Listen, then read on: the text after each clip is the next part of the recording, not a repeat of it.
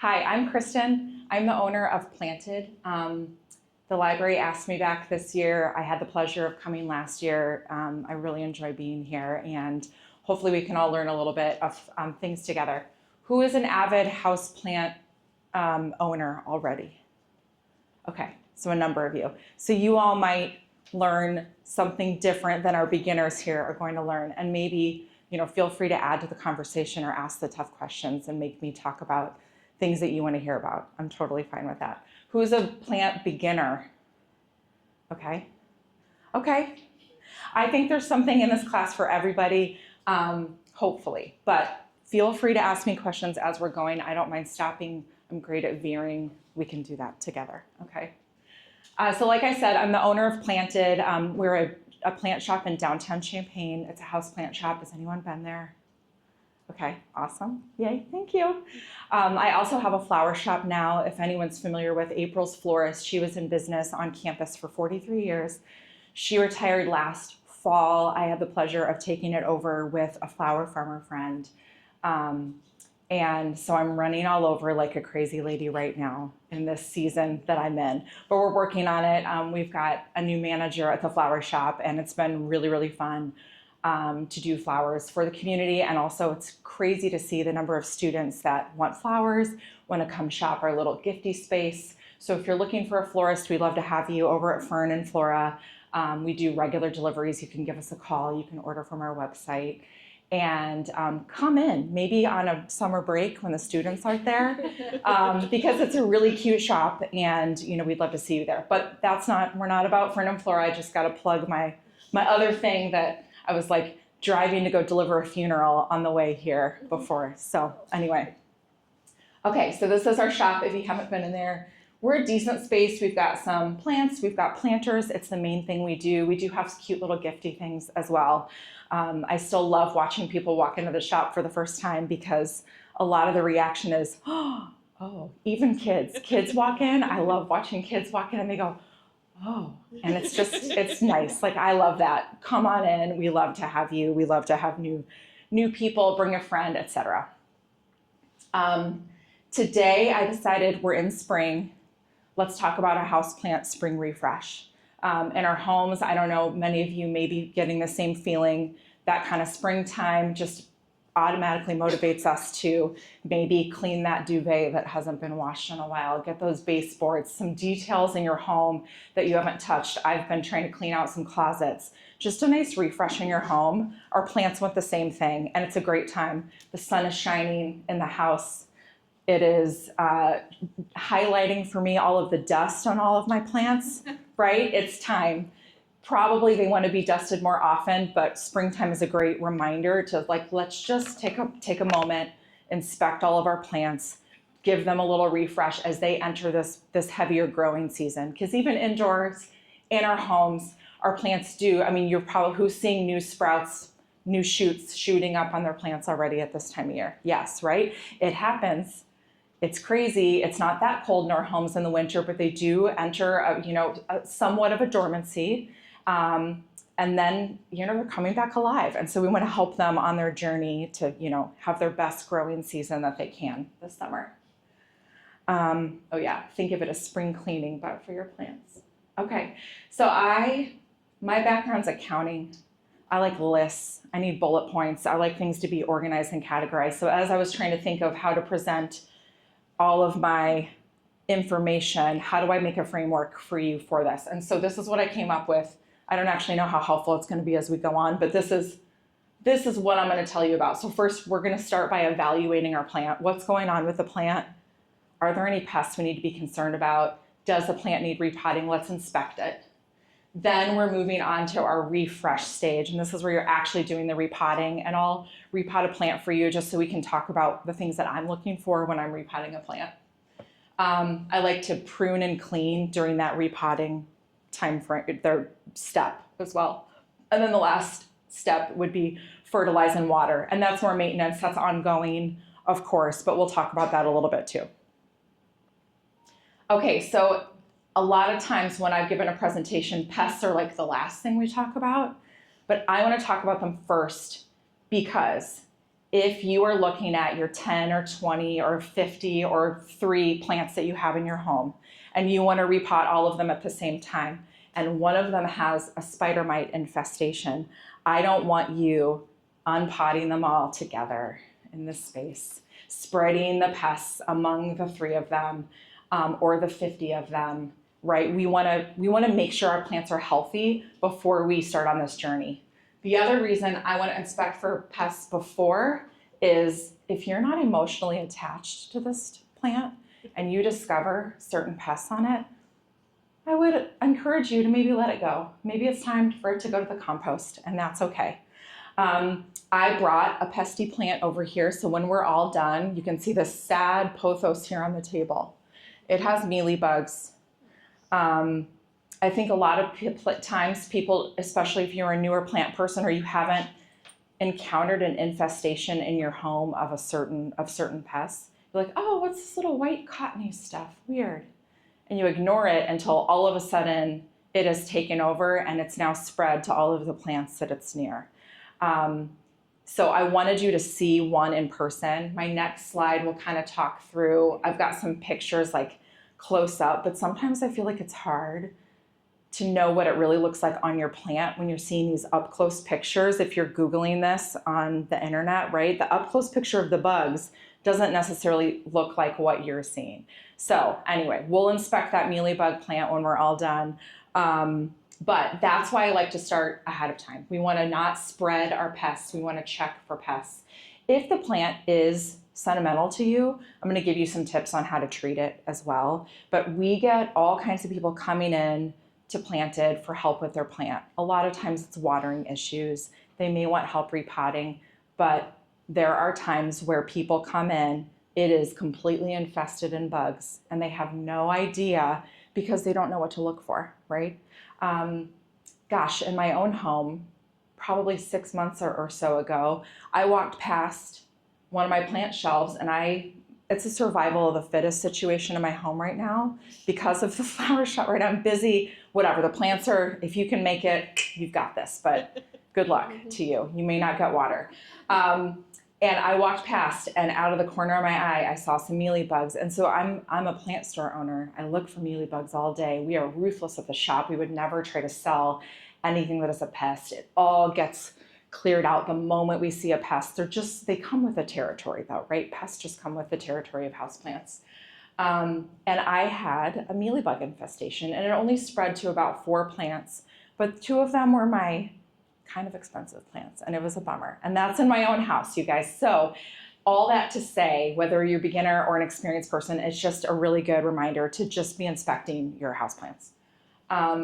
Okay, and if you find them, throw it away if you don't want it. If it's not important to you, it's gonna take you some time to treat it. But if it is important to you or you wanna attempt it, I encourage that as well, and we're gonna isolate it. We're going to treat it, and we're going to quarantine it. The important thing is to keep it away from all of your other plants. So you may not repot it at this time. You may not go through any of the rest of the steps, and you're just going to focus on treating it. So I'm going to show you these pictures of pests, and I'm going to show you what we do to treat it. And I'm sorry about my I don't know how to make that go away, but these say mealybugs, spider mites, aphids, whiteflies, and scale. So that goes around this way. So this is mealybugs. This is spider mites here. I could be using my pointer, but we're just going to use our hands. This is aphids, which if you garden, you've probably seen aphids outside as well. These are whiteflies, and then this one is scale. And scale can come in different colors. Has anyone eradicated pests on their plants? Has anyone encountered an infestation? Do you have any thoughts? Yeah. Did you throw them away? Did you save the plant? Yeah. I tried getting rid of them. Yes. Yes. Okay. Anyone else? Aphids. Were you successful in getting rid of them? Yes. Okay. I don't hate aphids and whiteflies as much. I feel like those, treat them a few times, maybe give them a bath. It depends on the size of the plant. It depends on the type of plant. This pothos with mealybugs, the things I would do are this. Well, number one, I'm going to throw it away. But if I wasn't, I would give it a bath in Castile soap. And before I do that, I would prune away any of the sad looking leaves and maybe some good chunks of it that are heavily infested. If you have a leaf that looks like this, we are chopping that off. We are not keeping that leaf. That's terrible. Just get rid of that. I would take Dr. Bronner's Castile soap. I would mix it up in a warm soapy bath, and I would put that plant, including its nursery pot and soil, in my sink. We're gonna have a mess. It's fine. Or it's not fine. I don't know. You also could take it all out and get rid of the soil and soak just the plant and then plan to put it in fresh soil. And that's not a bad idea too, because some of those, depending on the pest, you're gonna have like the larva living in the soil, okay? Diatomaceous earth is good for certain pests. We like to sprinkle this on the top of your soil. Fungus gnats is a good one. Fungus gnats are usually not harmful, but they're harmful to our mental health because they make you want to go crazy. So diatomaceous earth is a good one for that. And our tried and true is rubbing alcohol. Does anyone use rubbing alcohol when they're treating their pests? Yeah. Yes. I love rubbing alcohol because as long as you're not spraying it all over your face, it's relatively safe, right? I've got kids and pets at home. We treat a lot of plants at the store. The prior owner, before I planted, was having the team members use a really heavy pesticide, and they were having asthmatic symptoms after they were using it because you're not really supposed to use some of those products indoors. They were using them indoors with no ventilation. And when we took over, she said, "Can I stop doing this?" Absolutely. Are you serious? Yes. So we went the cleaner route, rubbing alcohol. I feel good about it's inexpensive. We don't dilute it. We buy it 70% and keep it just like this. I put it in a spray bottle and I go to town. With certain pests like mealybugs, you're gonna wanna do some wiping, and that's where you gotta wipe away any of the bugs that you see. So I will stop talking about pests unless you guys have questions about them, but I don't. I leave it. Yes. Now, it's not that harmful to leaves. It's not ideal. Like, this isn't exactly what your plants want to have on them, but they'd rather have this on them than the pest. So we haven't had issues. Like, for example, when you use neem oil, if anyone's used a neem oil product, you've got to be really careful not to put that plant right in the sun afterwards. Rubbing alcohol, you don't have to move the plant. I can go to town on it. We have a mealybug infestation at a local venue that I did not cause. We inherited this problem. And I love rubbing alcohol because I know it's safe when they're having guests in that space later that day, and they're going to have 100 people there for whatever event they're having. I can spray rubbing alcohol everywhere that I want, and it's totally safe. And I just leave it on there. Yeah. But if there are visible bugs, I do encourage you, especially with mealybugs, to wipe them away. So, yeah. Yeah. Yes. Is there like a gestation period? Because I never see them in summer. Sure. But around January or late December is when I have spotted them. Okay. I always blame it on forced air heating. I don't know. Sure. So she's asking, what's the gestation period of mealybugs? Are there certain times of year that they're more prolific? She's seen them in the winter. Yes, but I don't know it. All of these have a different life cycle and a different gestation. So if you do have it, Google's kind of amazing, you guys. You can go down a rabbit hole on the specific pests that you're seeing. And I'll just caveat that I'm an accountant and not a scientist. So I tend to learn it when I'm using it, and then it also got 3 kids, it goes away. And I don't know. But yes, it does make sense that you're gonna see things in cycles. For example, right now in the spring, we're seeing fungus gnats. And again, they're not harmful, but they're so annoying. And it's just inevitable. They're just gonna crop up in the spring. So it could be. And then I noticed that the mealybugs will only attack certain plants. Yes. The one right next to it. Yes. Yeah. So we do see that. There are certain plants that are more prone to certain pests. And we're gonna see, I know if I have a bird of paradise, 50% of those birds that we have are going to end up with spider mites. Okay, so there is some knowledge like that, and if you have a plant where you've got a pest issue, we would love to help you with your specific case. We do that in the store. Don't bring your pest plant in. You can send us pictures and we can talk through it. You can come in and talk to us because we've got some tricks and we've had some successes. But largely, I think the end result, if you can, you're not necessarily going to eradicate your pests. So just to know that. You're going to control it. And you might keep it largely at bay, and then you may notice once or twice a year they're going to crop up again, maybe your January timeframe. But you can keep it controlled, and your plant can be healthy and it can survive. So that's my pest spiel. We could talk about pests for literally the entire hour. But if you love the plant, go ahead and try it and give us a call or send us. Our phone number is a text. You can text us photos and we'll talk through things. You also can email us. But if you don't love that plant, I just let it go. It's okay. Let it go be in your compost pile. Throw it out in the yard. It might actually grow beautifully. The things that grow in my compost pile. Well, not until winter, then they all die.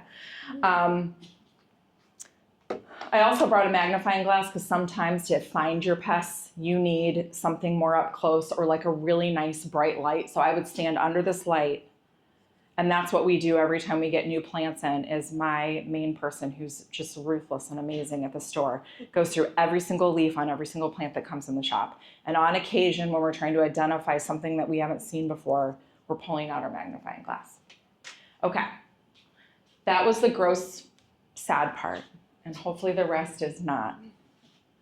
Okay, so how many people here repot all their plants every year? Does anyone do that?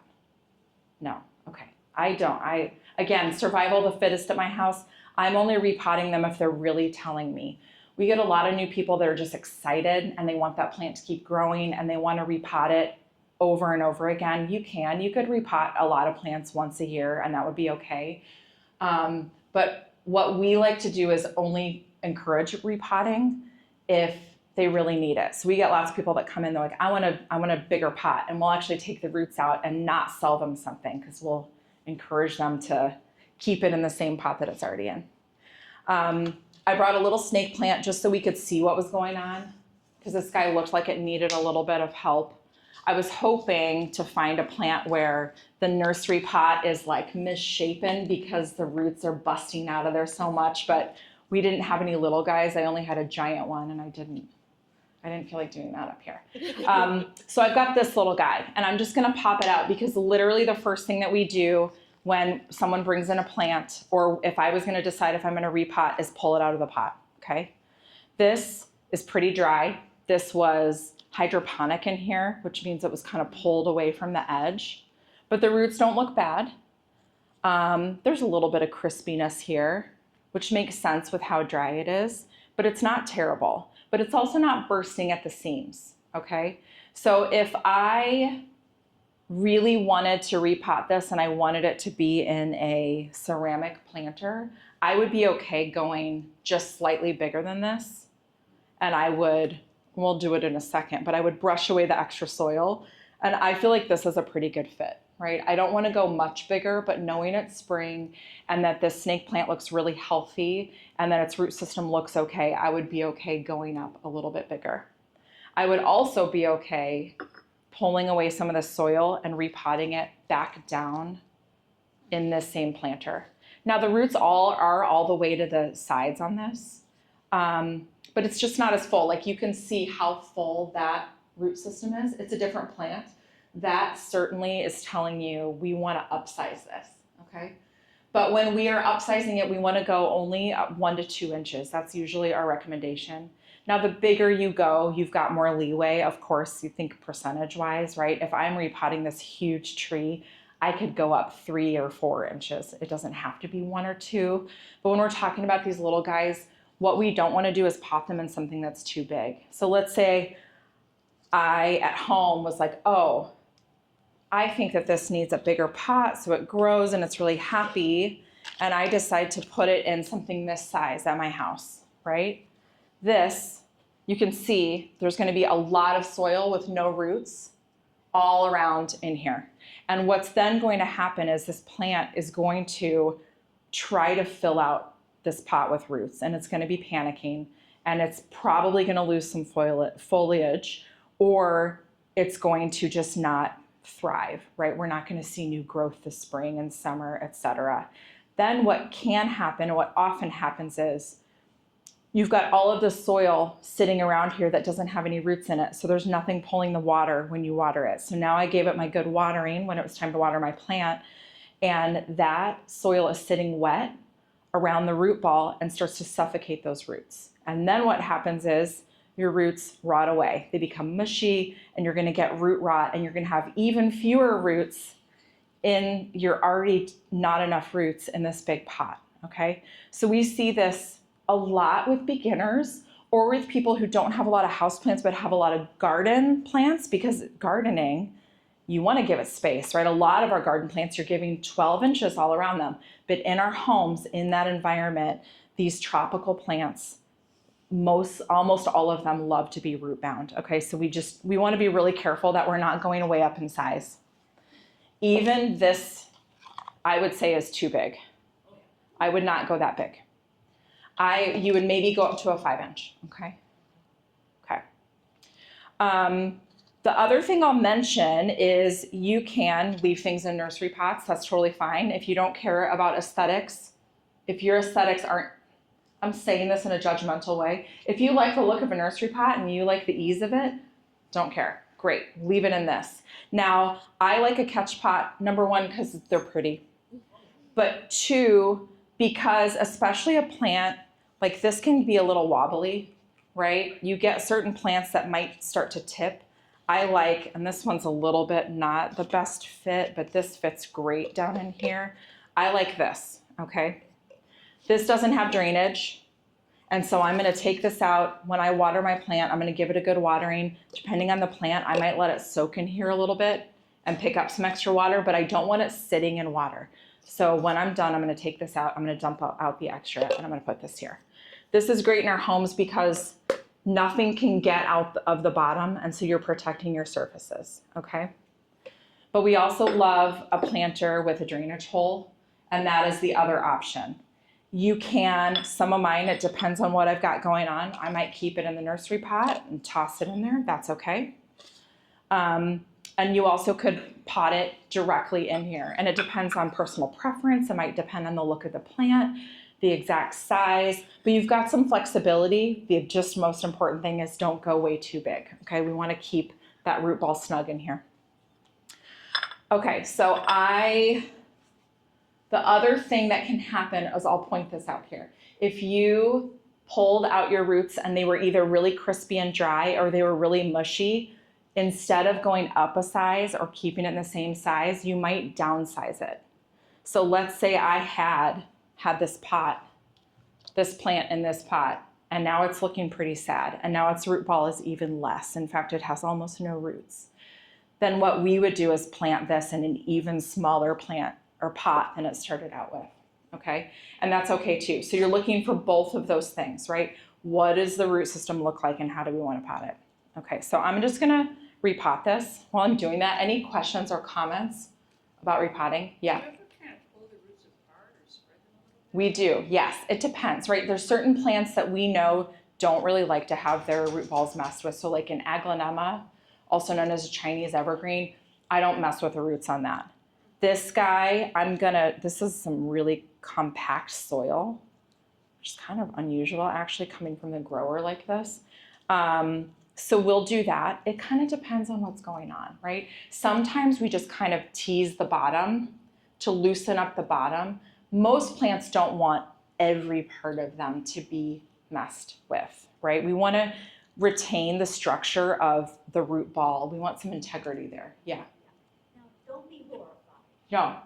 But years ago, when we started getting interested in houseplants, Yeah.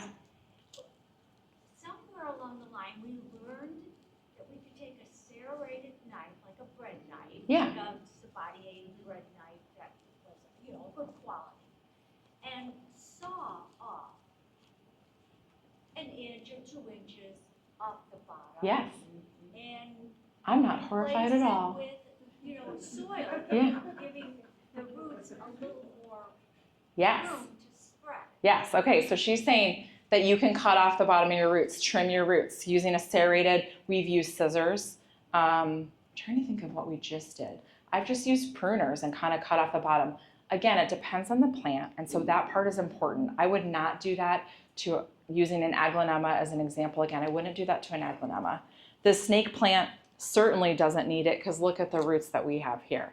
But if I did recently have a spider plant, the foliage wasn't looking that great and the root system was insanely humongous. And so we just cut off the bottom kind of 2 inches, kind of teased that apart. It needed more soil, right? It was only roots. So yes, so trimming your roots is absolutely an option, yes. So I guess that's a great, all kinds of things can happen, and until you pull that plant out of the pot, you can guess. I just the other day was for sure that this plant had sad roots and had probably some root rot. And we pulled it out and its root system looked wonderful, and it just dropped half its leaves because I think it's mad. So even, we like to guess what's going on, but until you pull it out, you really don't know. And so yes, trimming them.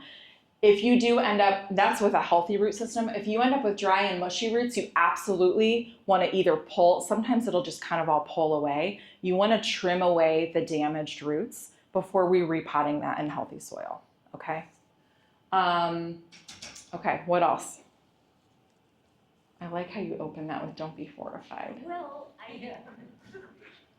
I love that. Okay, so you can see this is not the most beautiful root ball, nor is it the most probably great example, but maybe some of your root balls at home do look like this, and that's okay. Because look, the foliage is nice. I think the plant still looks great, and it still has some roots here. So I'm now going to refill a little soil at the bottom.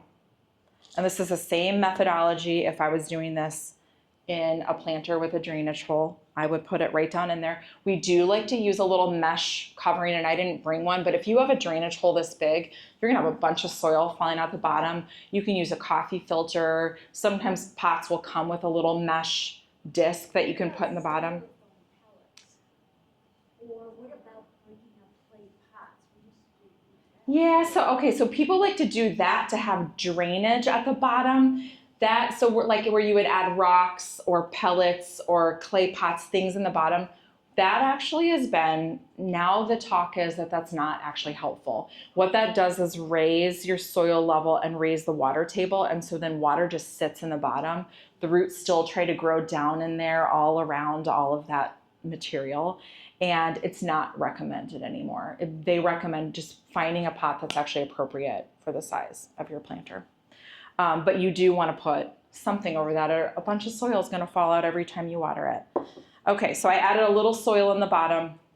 I'm going to put this back in here, and then I'm just going to shimmy my soil in here all around, and I want to push it down and eliminate air pockets because I want this to be stable inside this planter, but I don't want the soil to be compact. And you can apply what I'm doing to literally any plant that you're potting in any vessel at any size. We're just kind of patting it down, making sure there's not air pockets. And there we go. And maybe that guy will be a little bit happier now. And we'll stick him right here. Okay, that's repotting. We're moving on. You know what? I'll say one more thing about repotting. Oh, that's not repotting. There's even more. Okay. So we want to be root bound before we repot. We talked about that. The new pot should be no larger than 1 to 2 inches bigger than the root ball. Use that as a guideline, but the size matters, right? We love to repot in the spring or fall. You could do it anytime, but heading into the dormancy of your winter or heading into the growth season, your plant is going to be happier being repotted during that time. You may have an issue. It's got mealybugs and half of its roots are gone or whatever, right? There's obviously exceptions. This isn't a hard and fast rule, but those are if you have a choice to do it during that time. Also, you don't have to repot all your plants. We only need to repot the plant that you have good reason to believe needs repotting for all the reasons that we just talked about. You may notice that it's requiring a lot more water and it seems to be drying out, or it's losing some leaves. That's a great indicator to say, let's pop this out, let's look what's going on in the roots, and let's see if that gives us any indication to what's happening. Soil and type of pot are important. We sell, I'm gonna use the word bougie, we sell some really high quality soils.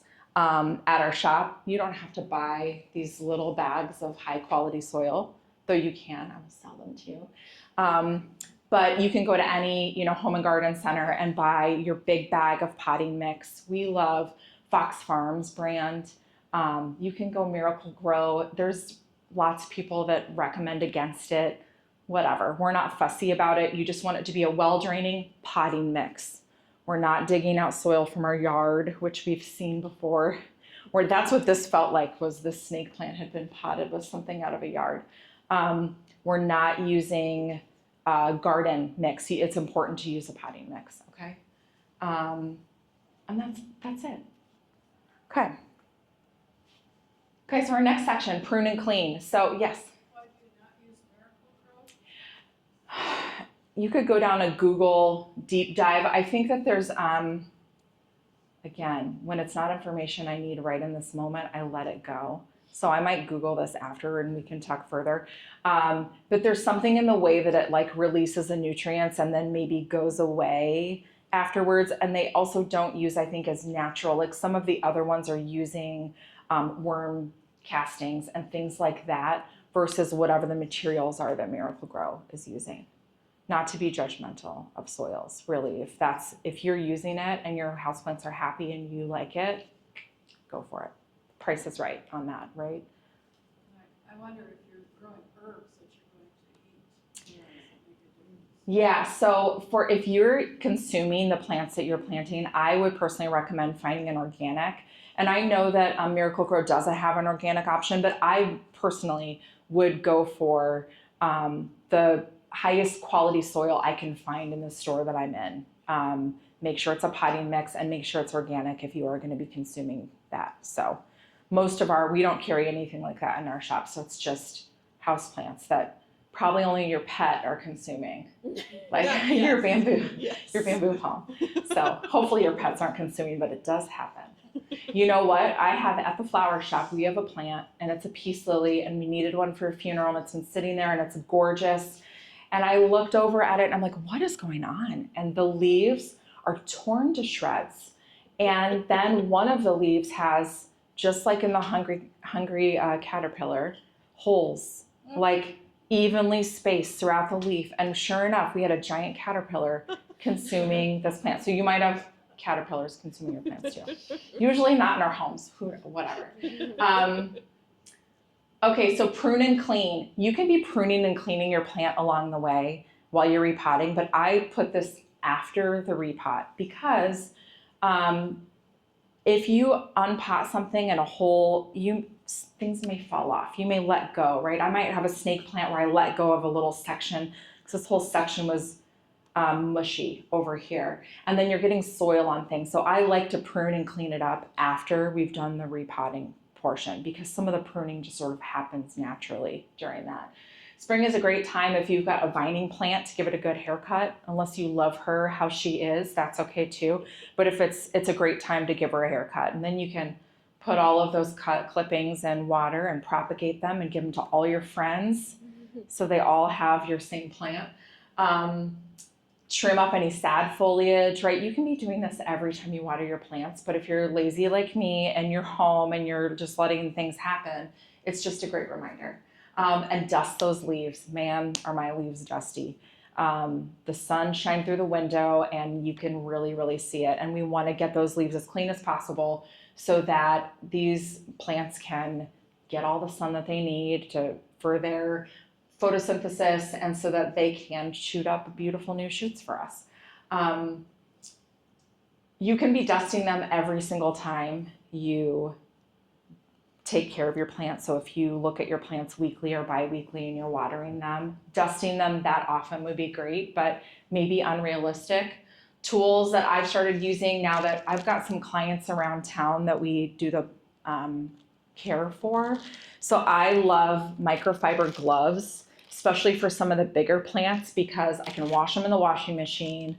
I can use my hands and like go up a snake plant or a large leaf on a bird of paradise or whatever. It's just a way faster way to dust than trying to use a cloth and like my hand as the back or whatever. You can put your product right on here. If you're treating something with rubbing alcohol, you can put the rubbing alcohol on the gloves and use those. You can get these anywhere. We sell some options at our shop, but I'm sure you can get them like on Amazon or probably Prairie Gardens or whatever. Plant cleansing wipes. I don't know, you could try them. I haven't tried them. I tend, if I'm gonna clean something and I'm not using those, just to use a paper towel or a rag. Pruners, or just a clean pair of scissors. Make sure that before you're cutting everything you do, give them a clean. Make sure if you've been trimming something that has a pest that you clean it very well before you put them away or before you move on to your next plant. And again, the way we love to clean is rubbing alcohol. So I have this in my spray bottle, and every time I use my tools, I just give them a good spray and wipe off those blades, okay? The last one that we really like in the shop, and you could probably make something similar yourself. This comes in a little spray bottle, like a little amber glass, just a regular spray bottle. We were all out, so I just brought the concentrate refill. It could go in any bottle, really.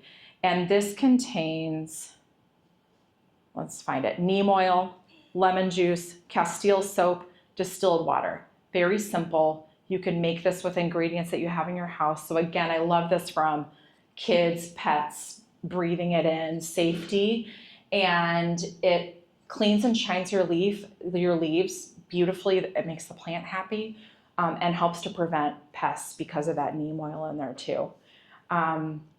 This is so much better. Has anyone ever used like the aerosol leaf shine? Does anyone know what I'm talking about? Okay, flower shops love that. Do you love that? Well, I know about it. Okay, flower shops love to use it. It makes my eyes water and makes me cough. I hate it. And I'm pretty sure that our plants hate it. They do. Man, ugh. So we don't use that on our plants when they're going out, like to a funeral or whatever. But yes, it's still used pretty prolifically in the flower shop space.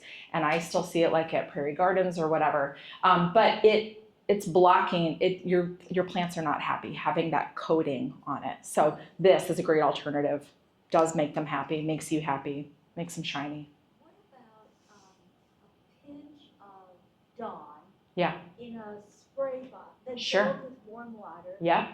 And spraying the plant, letting it sit out on the deck. You do all this on the deck. Yep. And then 5 minutes later, you take a light, like maybe a mist or a light shower from the Yeah. hose and rinse it off. Sure. Good or bad? I think it's good. I think it's giving your plant a bath. Yeah. Yes. And don't the leaves like to be hydrated as well? It depends on the plant. Yes, yeah. So a snake plant, if I let that dry, like this snake plant, I would not generally be getting water on these leaves when I'm taking care of my plant in my home. But if I was gonna let it dry outside for a while, that would be perfectly fine. Versus that pothos, pretend it's beautiful and doesn't have mealybugs. That thing loves a bath every time you water it. So I would take that to the sink and I would be literally giving it a little shower. Or get them all in the bathtub and give them all a shower. So it does depend on the plant. Monsteras, pothos, your philodendrons, most of those are gonna love a shower, a bath. If you like to have your plants outside during the summer months, and then you bring them inside before it gets too cold at night, you too. Yeah. So that is you wanna give it a little bath too, because you might have good bugs, but not bugs that you want to bring inside your house. And so that's a great way to try to rinse off all of those too. Yeah. I guess I better, we're doing great on time, right? Okay, Yeah, good. you're good. Okay. What else here? Nothing. Okay, so our last step is fertilize and water. You should be doing these all the time, right? We're watering our plants on a regular schedule. Who waters their plants weekly? Does anyone do that? Or checks them all weekly? Yeah, okay, yes. By every other week?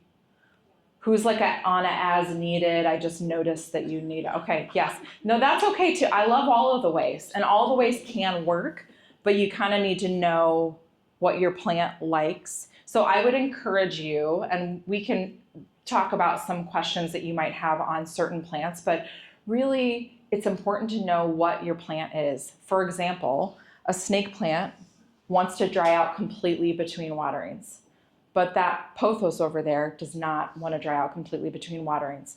The snake plant's not really going to communicate to you when it wants watered, not very obviously. It will get, its foliage, it will get a little wrinkled, and actually you can see some wrinkles on this leaf. If you want to come and see it after, you can. This is a sign that it needs water, but it's not like drooping, right?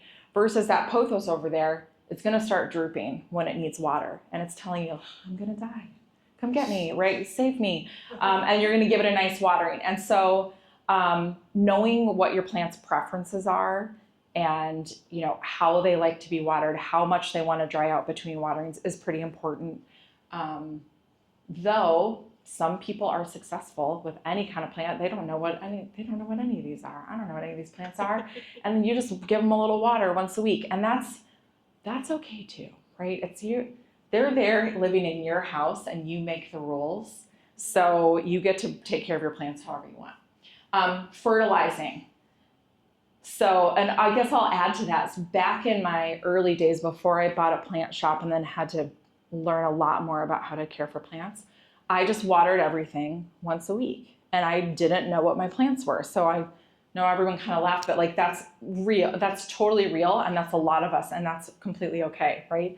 And now I do know what all my plants are, and a lot of them probably really wish that I still watered them once a week because they're really thirsty and they're looking at me like, "Hi, I see you. You're filling your coffee machine. I'm over here." But I never, ever, ever used fertilizer. Does anyone have like a regular fertilizer regimen that they utilize? Okay.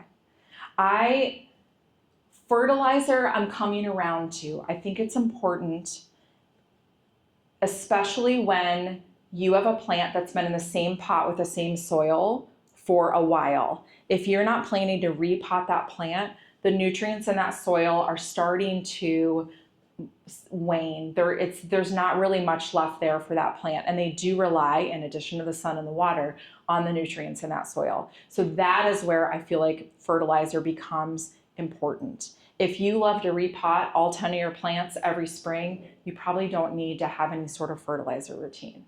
The other thing I've been reading about fertilizer and testing out on my own plants is we don't really need to fertilize as much in the winter. In fact, some plants may be a little less happy by doing that. So I'm gonna focus, it also saves us money because we have to buy less, right? I'm gonna focus on fertilizing during that spring and summer grow season, and then not really do it for probably any of my plants, or at least most of them, when I head into fall and winter. So that's another trick. You can buy all kinds of fertilizers. We're not picky. We carry a little bit at the store. The one I love, we're actually sold out of because apparently everyone else loves it too, but I brought this one too, which is probably very similar ingredients. Just a basic houseplant fertilizer. This is a pretty decent sized bottle. This is gonna last you a really long time because let's see what the instructions are. It's like add a ½ teaspoon per gallon. So this lasts you a while. So I love something like this that you can measure it out. I don't, right? I like the ones with the droppers because you just kind of put one drop in my watering can. I brought a cute little watering can to show you because isn't this so cute? I need to get it for myself because we keep it under the sink and they're rounded, right? And they fall over and this time I'm like, this is like a little book. Okay, so I would do my little ½ teaspoon in here. This is probably actually a ½ gallon, so I'm gonna do a ¼ teaspoon in here. And I'm gonna fill this up and then I'm gonna go around and water my plants and I'm just gonna keep doing that. And it's just really easy. So I love the dropper. I love a bigger watering can if I had more plants. And make it as easy as possible because that helps us do it and that makes our plants happy. You may notice you need to increase your watering in the summer. Your plants are thirstier, it's warmer in our homes, it's sunnier, they're less dormant. All of those reasons, you may want to up the amount of water. But again, you're just learning what your plants are and unless you're just watering them weekly, and that's fine too. But you're learning what they are and kind of paying attention to how fast they dry out. Oh, and the other tool that we love for that is a moisture meter. Does anybody use a moisture meter at their homes? Okay. I never did before I had a plant store, and now that I'm taking care of, I like this especially for large plants. So if you've got large floor plants, like we've got them in some of our office buildings, I want to know, it's a large snake plant, for example. I want all of that soil to be dry before I water it again. So I'm going to just stick this in the soil and I'm going to check it. And you can come up close and see this after if you want to, but it's very simple and easy to read. It shows you how dry it is all the way to wet. So dry, moist, wet, and it's just going to give you a little indicator, and you can check different spots in the soil, and you can, obviously this has some length to it. This is a little bit of a longer one, and so you can see what's going on at the bottom of your pot. This is a great tool. Or if you've struggled with watering and you feel like you're overwatering or underwatering something, this is a great way to just kind of give you a visual cue to what's happening. It gives you some data. Okay. Love a moisture meter. Again, we sell them. You can probably get them. I'm assuming Prairie Gardens. I know you can get them online. You can get them anywhere. So, okay, let's see here. I lost my clicker. That's it. This is where we are. Come find us. There's some info. Okay. I brought some coupons. If anyone wants to come visit us at the shop, little coupons here with our info on them. You can check out our website. Definitely come see the wrinkles on this plant and go look at the mealybugs on that because it just looks like some little white cotton powdery stuff. So, yeah. Yeah, thank you so much, everybody, and wonderful, wonderful job. Please keep asking questions and come take a look at all of the fun stuff we've got up there. Yeah, go right ahead. Kristyn, Yes. what do you think of sheet moss? Sheet moss? Yeah. What do you do with it? Well, you can do it for looks. Sure. It Yep. covers the dirt. Yep. And I'm wondering if it really does create a barrier to dryness. Probably. I've not done a lot with it. I would rather. It used to be very popular to dress. Interesting. Sure. Yes. We've used the sphagnum moss, kind of like the looser. You get sheet moss. Right. Yeah. Yes. I would be worried using sheet moss over my planter. I would be concerned that it might be holding in the moisture, and we really do want our plants to dry out, right? You want to on purpose have your soil be something that is able to, where's the words I'm looking for, guys? Yeah, yes, but yes, you want it to be well draining. You want a well draining soil, and I think that you do want, you want the top air too, right? You want the whole plant to be able to breathe. So I would probably not, but you could experiment with it. Why not get two plants and put sheet moss on one and the other? Maybe some of those plants that don't like to dry out and that want to stay more evenly moist, I'm thinking of ferns. There's all kinds of them, right? Where the plant really would be ideal if it was evenly moist all the time. That might be a tool that you could utilize to help keep it that way. But for something that you want to dry out, like a snake plant, I would not use it. Yeah. We see sheet moss more in like a moss installation or used in a terrarium, maybe as like part of the display. That's where I've kind of seen it today. Yeah. Yeah. Yes. I moved from northern Indiana to southern or mid Illinois. So I'm now having this white stuff on top of my soil. Okay. And I've been scraping it away, but it comes right back. Yeah. Does it just seem like a fungus or like a little bit of a mold? It probably, that would be my guess. I was So- thinking the water was hard. It could be, yeah, it could be like yeah, go ahead. Well, do you live here? Now I do. Oh, we don't have Oh, okay. that. We have wonderful. Let's take a poll on how hard our water. No, you guys, again, I'm an accountant here, so I'm gonna stay out of this one. I think it depends, right? Okay, so we've seen that like a little white, it kind of looks like a mold or a fungus. It's not harmful, and it's usually because the soil is sitting a little bit too wet. So you may want to let that soil dry out, and it should go away. It's not something to be concerned about, but do take a look at the mealybugs on that. Now, if you're not seeing anything on the leaves, I wouldn't be worried. If you're seeing white things on the leaves too, that's where I would start to be concerned that you've got a pest. Yeah. It's probably just that soil sitting a little too wet. And it's maybe less about the water and the location change, but maybe where they're sitting, they're getting less sun, the windows facing a different direction, that kind of thing. It's amazing. We had a guy come in recently and he was very distraught because 2 of his plants that had been very beautiful, he moved them from a room down here in his house to upstairs, and they were both failing, and we pulled them out because of course we pull everything out to look at it, and the roots were very mushy and had half rotted away. And he was like, I just feel like they're getting even more sun up there, and they certainly weren't. It also could be they were by a vent. But it's really interesting, even in our same home, in a place that someone thinks is similar, moving a plant can help it or hurt it if you're not kind of adapting your care. Yeah. Anybody else? Yeah. At risk of sounding fussy, I have some African violets. Yes. When they get, kind of old and they get kind of stemmy, Yeah. I'm not sure exactly when to pot them or how deep to repot. Sure.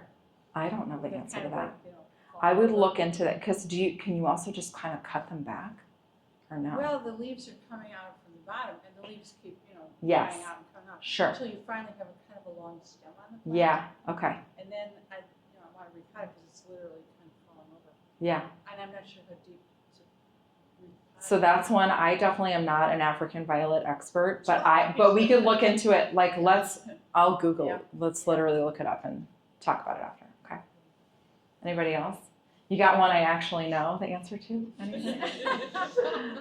My other thing is, Yeah. I have plants that I put outside in the summer, Mm-hmm. like bougainvillea and some Norfolk Island pine, and then they get monstrous Yes. to come back in the house. So it's a little hard to know, when to call it quits with these plants when they get sort of huge Yes. in the house. Especially the bougainvillea, which is now very woody, and I generally cut the roots back when we bring it outside or inside. Yeah. I mean, we're kind of bonsaiing it actually. Sure. So, Yes. I'm not sure what So to this do. is actually common. You're doing Yeah. too good of a job, and now you Yeah. don't know what to do with your giant plant. This is a reason, okay, so when we talk about not repotting everything all the time, if your goal is to have the biggest plant possible, then you're gonna repot it and you're gonna put it outside in the appropriate amount of sun for that plant and let it do its thing and get wild. And if you don't want it to be huge, then don't repot it, don't give it more space, and don't put it outside, honestly. They may be less happy, but then they're then they're not out of control. Like, right? I'm thinking of a monstera as another great example, or people have huge birds of paradise that they might have out by their patio, and then 2 years down the road, they're like, it literally doesn't fit in the house. I don't know what to do. People have asked me to have a greenhouse to store their giant plants in the winter. So if I do that, I'll let you know. And we can put your plants there. But it's absolutely a problem, and we've inherited plants planted that people have said, I don't know what to do, it's too big. Will you take this giant plant? I And put sure. mine at the curb with a sign. Absolutely. There you go. It was Yeah. seeking new home. Yep. I love it. And 10 minutes later, It's gone, I'm sure. That's great. Yeah. Yes. Absolutely. You're not giving away the mealybug ones? That's good. Yeah. Okay, anybody else? Yeah. Yeah, peace of leaf. And I have had that one for probably about maybe 3 years. Yep. But it hasn't moved. Sure. What can I do? So you could go down a Google deep dive on how to encourage it to bloom. A lot of times they should bloom a couple times a year. It may need some adjustments in its care, like watering or sun. And so you could look into that, and we could talk about that in more detail. But you could look based on where it's at in your home, like maybe it needs to be closer to a sunnier spot. They don't like a lot of direct sun, but it does need bright, indirect light to be able to put out those blooms on a regular basis. Okay? Yeah. Okay? Great job, Pretty good. everybody. Okay. Thanks so much for coming.